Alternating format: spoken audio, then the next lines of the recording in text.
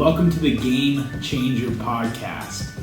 My interview today with Elise Thorpe from Lovitt Touché is going to give you some insight to how a high-level, executive level, in my opinion, professional is able to maintain their health through busy times. Elise is an executive benefits consultant for Lovitt Touché. She works on strategic plans for her clients for long-term success. A lot of that is implementing wellness as far as disease management and prevention. And Lovitt Touché has a plethora of resources for risk prevention. Just being at their headquarters and seeing some of the tools and equipment that they have, that their clients have access to prevent risk and unnecessary costs for the business is very, very impressive and imperative. I really hope you gain some insight from our conversation today from Elise, not only on what you can do to improve your health, but how people like her leading the industry in wellness initiatives are making an impact in changing the game for employers here in Phoenix and across the nation. Enjoy our conversation. Thanks for tuning in. Elise, thank you so much for joining us today on the Game Changer podcast. Appreciate you being here. Great. Really want to give our audience insight into what it is you do and how you are able to maintain your health on a daily basis. I want to get some backstory though. I don't know much about you other than our professional relationship. Love to start with just, where you're from originally. I'm from Albuquerque, New Mexico. And so I grew up there and went to the University of New Mexico and got a dual degree in psychology and sociology. Thought I wanted to go into human resources, and after a couple informational interviews said that is not what I want to do. That's not a good job because nobody likes you. So I decided to go get my master's, and I got my master's in business at the University of Arizona. Okay, awesome. So born in New Mexico, grew up there, and went to college there. Yep. Awesome. What was it like growing up in New Mexico? What did you do as a kid? Were you involved in sports, for recreation? What did you like to do? So as a child, I was the youngest of 5, and we had what my cousins who actually live here called a ranch, which I didn't think it was a ranch, but we owned 24 Arabian horses. We had probably 24 rabbit hutches. We had goats, we had sheep, we had cattle, we had cats and dogs and ducks, and so I think that's why they thought it was a ranch. The thing that we didn't have chickens, so I never thought of it as a farm. Right. So. And it was your job as a kid to take care of all those things. A lot of it, yeah. So a lot of work. Okay, awesome. Yeah. So your introduction to physical activity growing up was farm being work? Outside a lot. We did not have close neighbors because we had a lot of land. Mm-hmm. So used to, pretend that the tumbleweeds were, alligators and jumping over the ditches and catching snakes and salamanders and lizards and stuff like that. That's awesome. So the world was your gym. Yeah, pretty much. Yeah. I could do whatever I wanted. That's cool. No, that's awesome. And then transitioning to college, was that a move for you, or was that the same town? Well, originally it was in Albuquerque at the UNM, and then I did move to get my master's to Tucson. Okay, awesome. So when growing up, you're outside, super active, went to college. Did you kind of fall in the college life of inactivity and fast food? Kind of. I actually, when I was still in New Mexico, for real activity, I was a gymnast and started in 6th grade and carried that on all through high school. Awesome. And when I went to UNM, I didn't do gymnastics, but I took it to dance. Okay. So I did dance. Competitively? No, okay. Not in college. So just for my own, free flow thing. Yeah, fun, recreation. And still worked out. I think as a gymnast, you're used to working out at least 6 times a week. So I still went to the gym, even though I wasn't doing gymnastics anymore. It was just part of my life for so long that I don't know, if I don't work out, I feel like I'm missing something in my life. So absolutely, and I think gymnasts are some of the best athletes ever. My son goes to a place in Tempe for gymnastics, baby gymnastics. Oh, yeah. But ASU's men's gymnastics team is practicing there while he has his class. Oh, and they are just phenomenal athletes. Lean, strong, mobile. So that's good. That's awesome. Yeah. So I want to touch on that a little bit when you said when you feel like you don't work out, something's missing. Other than maybe something to do and physical benefits, what do you get out of exercise? I think mentally I'm more focused and ready for my day. Absolutely. That is a big deal for me. I have more energy. Absolutely. So you say ready for your day. Does that mean your workout's always in the morning? I work out in the morning. I usually get up about 4 o'clock. Okay. And I work out usually at 5. Okay. Or 5:15. That's something I'd love to learn about is, in general, every day is different, of course, but in general, what your day looks like. So we wake up at 4, and then what happens? Well, usually I set my alarm for 4:25, 4:30, but I wake up before that. So get up and usually start getting my stuff together for work, but, I'm a mom. Yep. So I'm doing laundry and paying bills before I go to the gym at 5 o'clock or sending emails really quickly. Yep.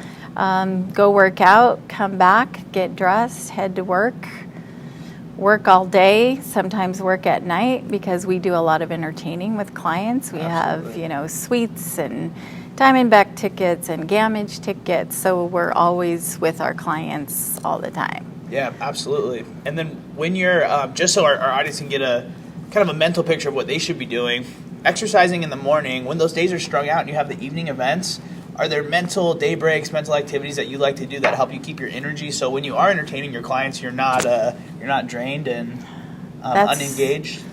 That's hard.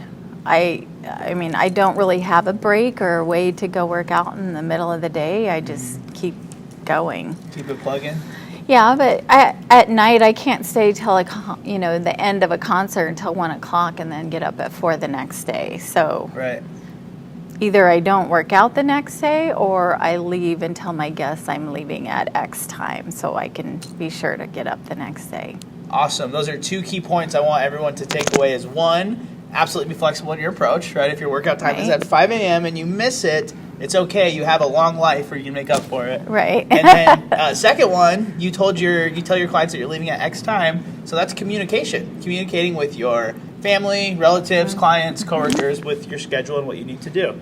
Awesome. That's so cool. What about morning food routines? A lot of the busy professionals we work with struggle to either get in food or plan food for the day. What do you do in regards to breakfast, lunch? Like, what's that look like? So I actually started doing intermittent fasting probably, 6 months. Maybe it's been longer now, which means I don't eat from dinner the night before until lunch the next day. Thanks for explaining that. I don't know if everyone knows, it's about a 16-hour fast is what I do. Awesome. So for me, it works for me because I don't like to eat before I work out because it makes me feel full. It saves me time on making breakfast because I would make like steel-cut oats or egg whites with spinach and turkey. Well, all of that takes time to make and eat. And then clean up. So it saves me time. I've lost weight, which is good. And so that's just what I've been doing. So to me, it's just been a good solution. Absolutely. And it's easier for me when I'm meeting people for coffee to say, they can eat breakfast and I might just have tea or water or something. And it's easier to do it at breakfast than it is to go to lunch with somebody, which we do a lot of. Absolutely. And say, oh, sorry, I wanted to meet you for lunch, but I'm not eating. Right. So that's why I do it from the dinner to the lunch time. Okay, that makes sense. It's been working well because you're losing weight and saving time. Right. Yeah, that's good. That's awesome. And if I don't have a lunch, I always make lunch the night before, usually. Or, like I said, if I get up early enough, I'll make it that morning. But usually I make it the night before.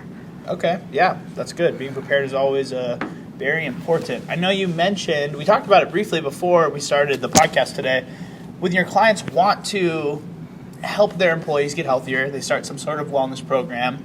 In your experience, obviously being more than physical, what is the best way you've seen someone, maybe you internally or one of your clients, implement bare bones wellness program? What was something where it was like a first introduction where people could kind of start that journey? Usually the starting point is by doing either on-site biometrics or driving employees to get their preventive exam. Okay. And then combining that with a health assessment, which is usually online by a carrier or a vendor. And some people like to include a tobacco affidavit, whether or not people are using tobacco. Yeah. That just seems like the basic beginning point for a lot of people. Awesome. Okay, absolutely. Yeah, I just want to make sure our audience knows that there is a small place to start with knowing your health indicators, like Elise said, implementing those in the knowing beginning. your numbers, yep. Getting to a busy professional who's able to exercise at 5 in the morning every day. There's a journey along that path, so I wanted to make sure we made point of that. Yeah, and I'm a little crazy, so. when you say a little crazy, I'm a little crazy, don't. Does that mean you have energy, right? Yeah, yes. That you need to get out through physical activity. Yeah. When you go to the gym, Elise, what do those workouts look like? What are you doing? So right now, I balance between, I do Orangetheory. I used to do it unlimited a month, but started getting injuries and things. So I've taken that down to 8 times a month, and then I work out with a trainer in small groups that is more like, a combination tabata. Okay. So very weights familiar. with jumping rope. It's kind of a CrossFit type thing. So if you're not familiar with Orangetheory, think cardio and weights, same workout. Right. A little less time, a lot more efficient. Right. Tons of good stuff, Elise. I think the biggest thing you've hit home for personally is you're really effective and efficient in what you're doing. You know what I mean? You skip breakfast. I have you save to time. be. Yeah. You have to be. She's doing her cardio and weight training together, right? Absolutely. So you get them done. Absolutely. How about planning your attire, your work day and workout attire? Is there anything that you feel like you've done that's worked really well in regards to having exercise clothes ready, or maybe having clothes for an event ready that you're not wearing to the work day? So for my exercise clothes, I always have them ready the night before. Mm-hmm. So it's easy. I'm a planner. Mm-hmm. So I know it's already ready, plus it's dark. I don't want to wake up my husband, so it's all together. I'm using my flashlight, getting dressed in the dark. Sometimes it's inside out. I'm not the only one doing that. For events, if I have an event the next evening, I really try to plan what I wear for the day, something that transitions to night. I'm not going to change clothes. Most of the time I don't change. Yeah.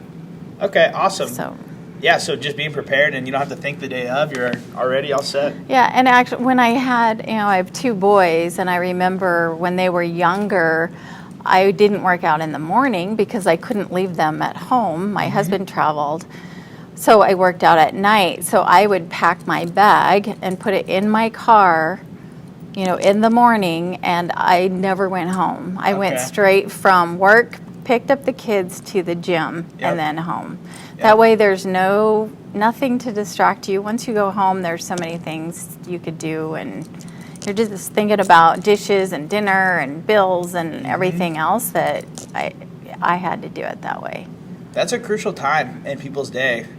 Can you tell us what your mindset was like from leaving work to, I can just go home and relax on the couch, or I can be structured, do what I said what I was going to do, go to the gym, do your thing, and then go home? What was that?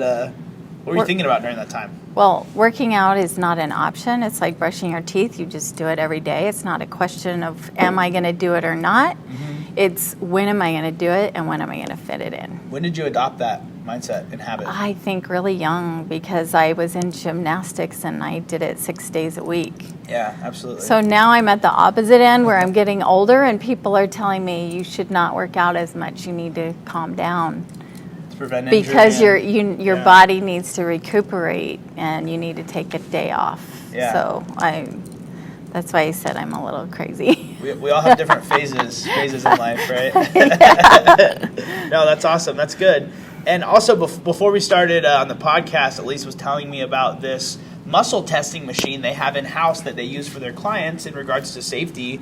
Have there been any big breakthroughs or cost savings or any stories you want to share with our audience that you guys have implemented using the awesome resources Lovitt Touché has in place? Oh, sure. Well, the CRT machine is used by our clients before they hire someone. Mm-hmm. It's an isokinetic machine that measures and can tell, it identifies injuries and strength in legs, back, and shoulders. So Okay. we have somebody that manages it, that wears scrubs, and employees come here, they do their test, and then we immediately send the results over. And if there are issues, then they're not going to get hired, which prevents them from having workers' comp claims later on. Absolutely. It can also be used as a baseline or benchmark for current employees in their positions. Okay. And then if they do go out on workers' comp and then are sent back or they want to go back, we can make sure that they're ready and willing. It's not just a mental, that they physically are able to go back to work without further injury. So we've reduced EMODs that were way above 1.0, which is, way above that to way below that. So it's been a really good benefit for our clients. What year did you implement that machine? Oh gosh, I'd say 5 years ago at least. Could be longer. And with that piece of equipment, what's the turnover time? So let's say a company sends in five employees to get tested. How long does that take? When do they get the results back? What's that look like? Oh, I think it doesn't take long at all. It might be 10 minutes, 10, 15 to do the testing. Okay. And the results are sent over immediately. Okay, awesome. Because it's all computerized. So very effective, very efficient. Right. And if let's say someone is not currently a client of yours and they want to specifically use that, is that an option? Can you pay for that service? Yes, but it costs more. Yes. For sure, of course. Yeah. Okay. No, that's awesome. I'm glad to dive into that. I'm happy to see it on my way out today. Okay. So, yeah, really cool. Really cool. Happy to check it out. Well, awesome. Good stuff. I'm definitely going to send some recap of the content we got today. But last thing I'd really like to get from you, Elise, what would you suggest someone do? What's the first thing they should do, and how can they improve upon that if they're just starting on their health journey? I think it's important to start small with something that you can achieve that's reasonable. Don't say go from doing nothing, sitting on the couch, to running a marathon. Maybe it's walking around the block 3 times a week, and then be committed. It's not a question of, am I going to do this or not today? You wake up and you just do it. It's just so small and committed every day.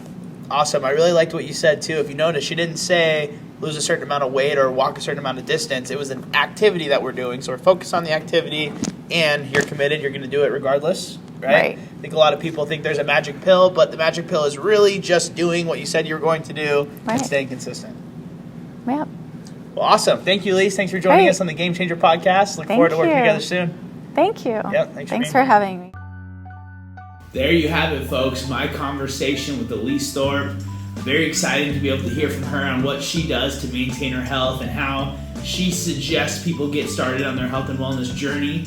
Make sure you connect with her on LinkedIn at Elise Thorpe, ELISETHORP. She's very active on there. Definitely get in touch with her. Thanks for tuning in. Stay tuned for upcoming episodes helping you change the game for your life through health and fitness. Thanks for tuning in, guys.